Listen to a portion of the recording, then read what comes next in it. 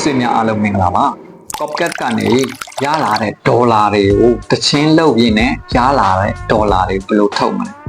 စိတ်ဝင်စားတယ်ဆိုရင်စလိုက်အောင်အရင်ဆုံး Copcat ကိုဝင်လိုက်ပါ Copcat ရောက်ပြီဆိုတာနဲ့ကိုယ့်ရဲ့ profile ကျွန်တော်ပြထားတဲ့နေရာကိုတစ်ချက်နှိပ်ပေးလိုက်ပါ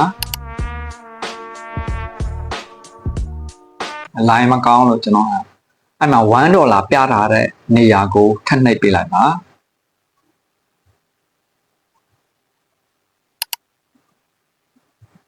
ဒီမှာကျွန်တော်ရထားတာ$13ကျော်ရရှိထားတာဖြစ်ပါတယ်အဲ့ဒါကိုထုတ်မယ်ဆိုရင်ထုတ်ယူပါနေအောင်နှိပ်ပြီးပြီဆိုတာနဲ့ okay ဆိုတဲ့နေရာကိုထပ်နှိပ်ပေးလိုက်ပါဒီထက်ရောက်ပြီဆိုရင်ကိုဘာနဲ့ထုတ်မလဲဘယ်နဲ့ထုတ်မလားကျွန်တော်တော့ True Money နဲ့ပဲထုတ်မယ်ဖြစ်တဲ့ကြောင့် True Money ကိုရွေးလိုက်မှာဖြစ်ပါတယ်ကိုထုတ်ချင်တဲ့ပမာဏကိုရက်ခတ်ပြီးပြီဆိုရင်ဒီအောက်ဆုံးမှာယခုထုတ်ယူပါဆိုတဲ့နေရာကိုထပ်နှိပ်ပေးလိုက်ပါ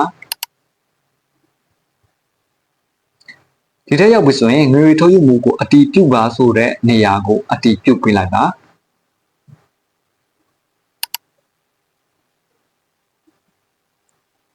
ဒီထက်ရောက်ပြီဆိုရင်ခဏလေးစောင့်ရမယ်နော်သူ message ပို့လာတဲ့အချိန်ထိစောင့်ပြရပါမယ်အမှ message ပို့လာပြီ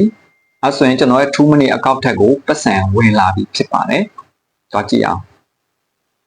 message ကိုနှိပ်ပြီးဆိုတာနဲ့ဒီမှာ